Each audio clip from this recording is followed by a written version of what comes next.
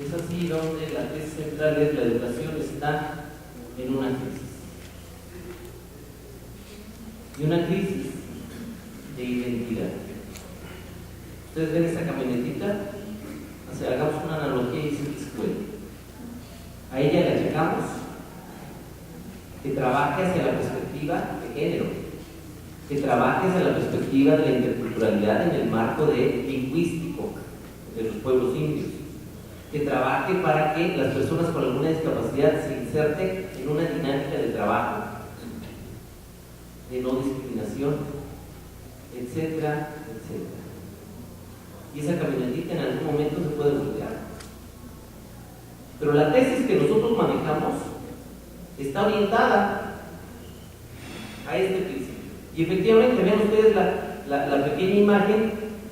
Aquí es donde reciben denuncias por discriminación. Sí, por supuesto, pero para negros y vietnamitas es la oficina de hasta el fondo. ¿Qué implicaciones tiene? Que siguen departamentalizando estos procesos. Y el día de hoy, la discriminación pareciera ser que está tan invisibilizada en el marco de la sociedad que nos está llevando fundamentalmente a una convivencia ficticia y una relación de coexistencia en donde ni siquiera la tolerancia se está presentando. Los niveles de violencia el día de hoy están trabajando con el marco de convivencia del documento que emerge. Queremos resolver el bullying sin pensar que el bullying es una consecuencia de la no convivencia, donde tendríamos que empezar a trabajar sobre la convivencia, no sobre el bullying. No ataquemos la enfermedad, no ataquemos el virus. Y es ahí donde finalmente la tesis que manejamos en el texto que aparece ahí dice: no estamos hablando de un problema de eficacia. El maestro, desde nuestro particular punto de vista, tiene la calidad, tiene la capacitación, tiene la formación, tiene la actitud, tiene el principio ético para poder asumir, como lo ha hecho en toda esta trayectoria, que ustedes son partícipes. El problema no es de eficacia, de eficiencia, de productividad. El problema es de legitimidad. ¿A qué nos referimos? Y refiero fundamentalmente a ese principio en donde sus escuelas, las escuelas de las cuales ustedes son parte, están siendo violentadas y agredidas. Las paredes que las enmarcan están pintarraqueadas. Y mi pregunta es: ¿por qué? ¿Qué representatividad tienen las escuelas en el marco comunitario? Cuando se agrede, cuando se violenta, cuando se pintarraquea un espacio donde partir de una concepción que la educación es el marco de todos y donde todos tenemos un reconocimiento, la pregunta es: ¿por qué tanta violencia referida en el marco de sus paredes? Y es donde finalmente la escuela, la receptora de todo este planteamiento social, está en efervescencia y sobre todo está en incertidumbre. Porque la educación, esa que nos mostró a nosotros la posibilidad de movilidad social, en la medida que tuviéramos educación podríamos tener acceso a algunos beneficios sociales. El día de hoy un egresado de una universidad no sabe a dónde va. El día de hoy estos alumnos, de los cuales somos actores directos de convivencia, no saben hacia dónde se está orientando este principio de esa educación. Y es donde queremos insistir. La legitimidad se adquiere a partir de prácticas. Y prácticas que legitimen procesos de organización en donde hablemos por su nombre las cosas. El reconocimiento es importante. La sociedad en el marco actual ha reconocido nuestros derechos y vivimos en un estado de derecho. Sin embargo, nuestras escuelas están ratificando cada vez más el incremento a las discriminaciones, a las exclusiones y sobre todo a la violencia. Y eso es parte del reto de la pedagogía de la convivencia. ¿Cómo? Es donde empezaremos a arribar hacia ese postulado. Bueno, en esta crisis también surgen disyuntivas. La crisis puede ser vista como un problema o también puede ser vista como una oportunidad. Cuando yo hablo de que hay un principio organizador único, social, y eso incluso nuestros maestros alguna vez nos lo dijeron, es que si cada quien hiciera lo que se le diera la gana, eso sería un caos. Entonces hay que tener leyes para poder regular. Y eso se establece muy bien en la propuesta curricular, los marcos regulatorios, pero son únicos desde una sola perspectiva. Entonces eso hace que la sociedad entre en crisis y que la escuela entre en crisis. Esta crisis, si la vemos como un problema, pues vamos a tener dificultades para atenderlas.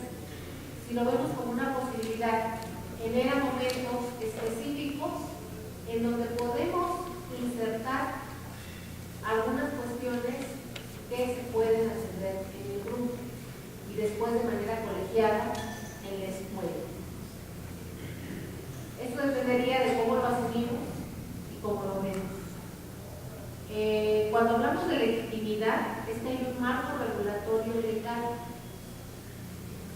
Y si preguntamos si estamos en desacuerdo con nuestro marco regulatorio en general, diríamos que no. Diríamos que hay que apegarnos a la legalidad.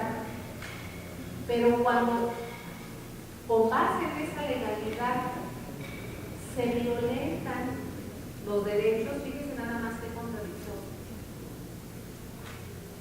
Si por ese sustento legal existe la posibilidad de violentar derechos, entonces ya no hay legitimidad. Lo que es legal no siempre es legítimo. Y sucede, por ejemplo, con la criminalización de la sexualidad de las mujeres. En algunos estados de este país, las mujeres que abortan las meten en la cárcel.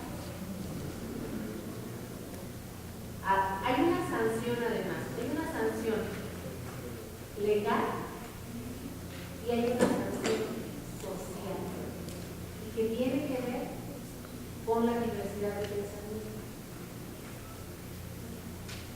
Y bueno, son leyes que causan mucha polémica, mucho debate, pero finalmente hay derechos humanos que están siendo violentados y existe la criminalización. Por eso es importante hacer este discernimiento entre lo que es legal y lo que es legítimo.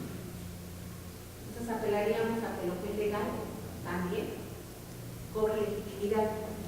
Y en este sentido, tendríamos que ver el asunto de los derechos, pero en su ejercicio, y de las prácticas de la no discriminación.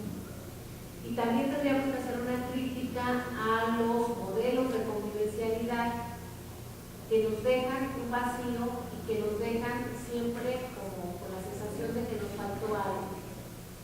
Están los proyectos que atienden lo que se llamaban antes los temas transversales, recordarán ustedes, y hoy se llaman temas de relevancia social. Incluso le están planteados en cada uno de los días educación para la paz, equidad de género, comunicación y diálogo, resolución de conflictos, etc. Están modelizados. El asunto es que, bueno, podemos asumirlos tal cual, pero en la perspectiva de que hagan no solo convivencialidad, es decir, que tengan el marco A, B, C.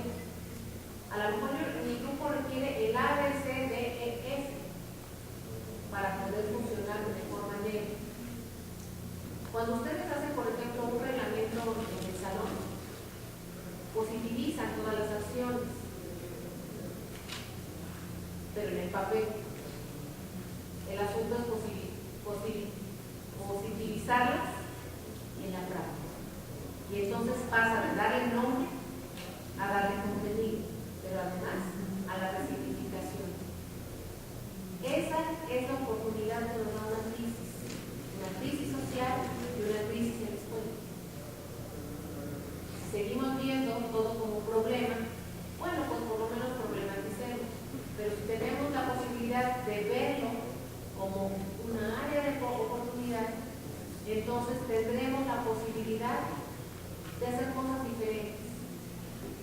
atiende colegial o de manera individual, en los grupos de pares, etc.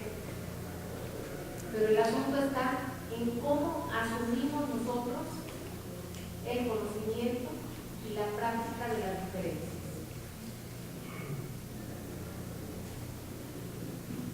De ello tendríamos 4 ejes en los cuales la educación está girando. Las tensiones. Hay tensiones reales y tensiones latentes. 2. El conflicto.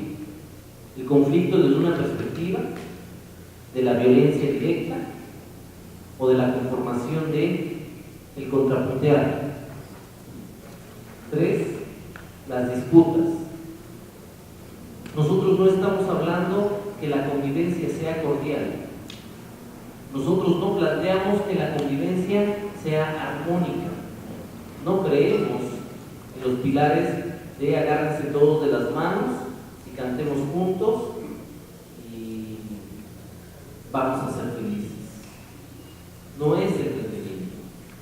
Sabemos que las tensiones traen diálogos diferentes. Y aquí viene uno de los principios básicos para transformar el marco de la interculturalidad. A la interculturalidad se le marcó, se le redujo hacia una idea de culturas, interculturas. Pero es ahí donde la intercultura se le reduce a aquellos que reconocemos como 2 culturas diferentes. Cuidado.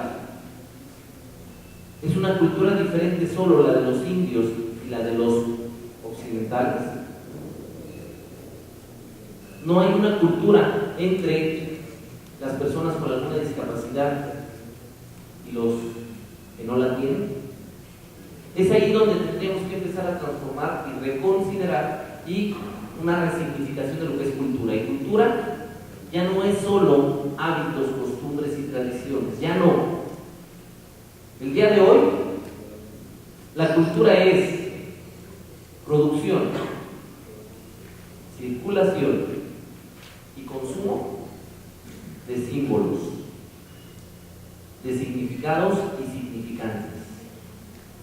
Y ahí establecemos que las personas con alguna discapacidad tienen una cultura fuerte, sólida.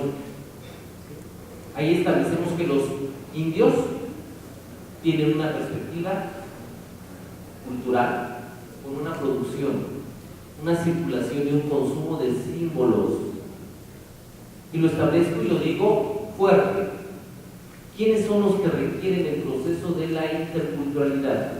Aquellos indios que manejan y que hablan una lengua materna, hablan el español, hablan el inglés, son políglotas, y nosotros les vamos a enseñar a ser interculturales. Manejan 3 culturas: la zapoteca, la mexicana y la norteamericana. Y nosotros les vamos a enseñar a ser interculturales.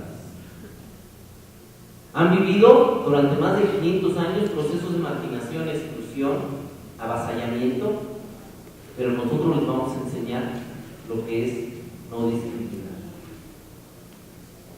Somos nosotros los portadores, y es aquí donde viene un pilar sólido para construir una pedagogía de la convivencia.